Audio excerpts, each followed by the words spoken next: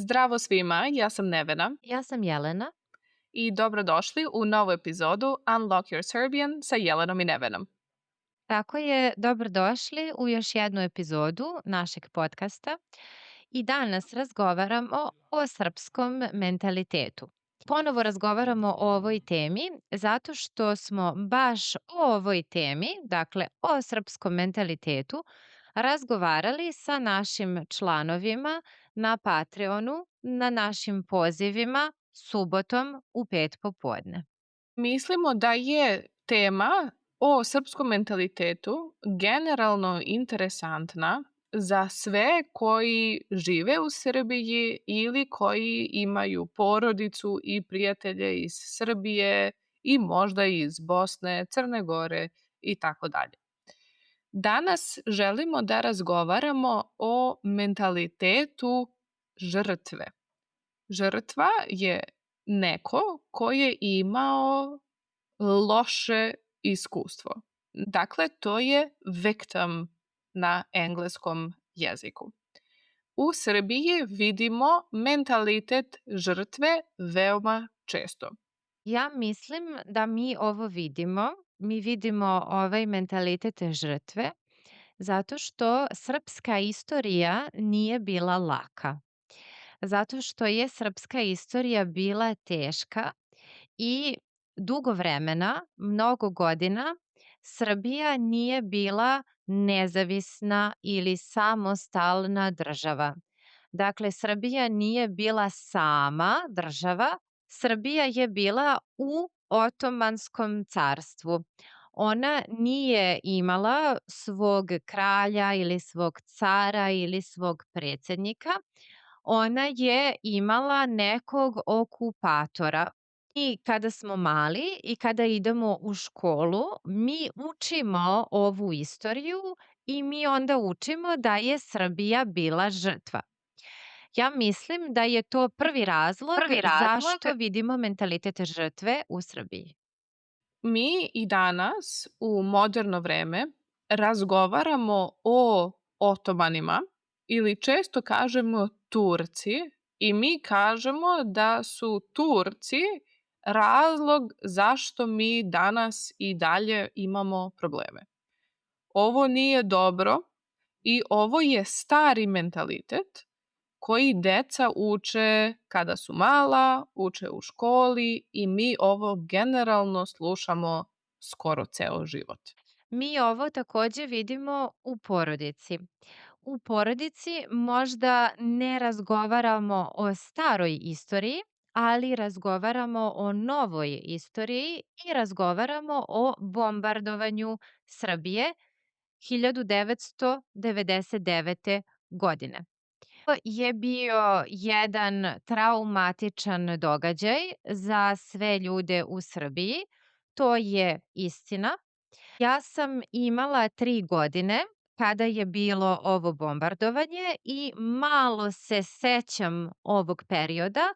Dakle, sećam se neke buke, nekih zvukova, ali ne sećam se ništa drugo.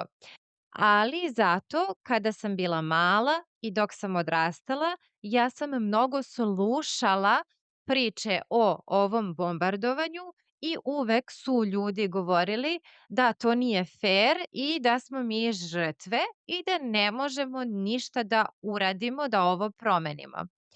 Istina je da ovo nije fer, ali ja verujem da mi ne treba da mislimo da ne možemo ništa da promenimo i da smo mi žrtve i da ovo nije dobro kada slušamo kada smo mala deca. Generalno, kada razgovaramo o bombardovanju, imamo mnogo emocija i ako vi živite u Srbiji nekoliko godina ili generalno niste dugo u Srbiji, najbolje je da ne razgovarate mnogo sa Srbima o ovoj temi, zato što je ona bolna. Dakle, mi imamo mnogo loših emocija kada govorimo o ovome. I takođe hoćemo da razgovaramo o jednoj srećnijoj temi, boljoj temi za srpski mentalitet. a to je sujeverje. Sujeverje su neke smešne priče u koje mi verujemo, koje nisu istina, ali sve generacije u jednoj zemlji, u jednoj državi misle da je ovo istina. Na primer, kada kažemo ako crna mačka prođe ispred mene, to je nešto loše, to je neka nesreća, nije dobro. To je sujeverje. Mi u Srbiji imamo mnogo ovakvih priča u koje ponekad verujemo. Da li ti, Nevena, veruješ u neko sujeverje? Ima jedno sujeverje u koje ja verujem ili možda nije da verujem, ali ne želim da rizikujem. Kada hodamo na ulici i kada postoji znak, na primer brzina 30 kilometara na sat ili hotel za 100 metara ili neki saobraćajni znak, ja ne želim da idem ispod ovog znaka. Takođe, u Srbiji kažemo ako idemo ispod znaka, nešto loše će biti. Biće neka nesreća i tako dalje. I ja ne želim da rizikujem ovo.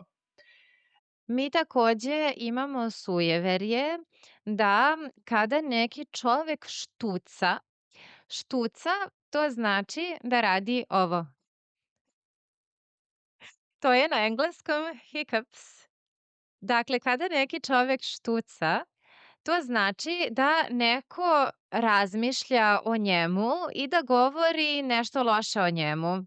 Kažemo da ga neko ogovara. Kada, na primer, ja počnem da štucam, moja baba je meni govorila, neko te ogovara, neko priča o tebi. Ovo naravno nije uvek istina, ali mi u ovo verujemo. Ovo nije sujeverje, ali kada govorimo o promaji, mi uvek osjećamo strah. Dakle, promaja je kada imamo dva prozora ili dve terase u stanu ili u kući i otvorimo oba prozora ili oboje vrata i mi imamo vetar u kući.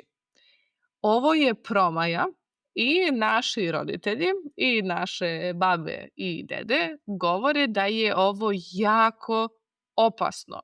Dakle, mi možemo da imamo problem sa zdravljem ako smo na promaji. Dakle, ako stojimo ili sedimo između dva prozora ili dve terase kada su otvorene u isto vreme. Dakle, kada smo mi na vetru između prozora i vrata. Kada sedimo na ovom vetru, na ovoj promaji i ako nas posle toga boli nešto u telu, ako nas bole leđa ili ako nas boli vrat, mi kažemo ubila me promaja. Ovaj vetar nije uvek dobar, ponekad možemo da budemo bolesni posle ovog vetra, ali ovo je srpska legenda da promaja ubija. Ako ne razumete sve što mi govorimo, možete da čitate naš transkript na srpskom i na engleskom jeziku. Takođe, možete da vidite listu sa vokabularom, prevodom na engleski i sa primerima, kao i gramatičke vežbe za svaku epizodu. Ovo možete da imate ako dođete na naš Patreon. Na Patreonu imamo zajednicu učenika srpskog jezika koji uče srpski sa našim podcastom. Link je u opisu ove epizode i takođe na patreon.com/unlockyourserbian. Mi sada nastavljamo naš razgovor u dužem delu ove epizode i svakako se čujemo sledeće nedelje u nekoj novoj epizodi. Hvala vam što ste nas slušali i čujemo se i sledeće nedelje. Ćao svima! Ćao, ćao.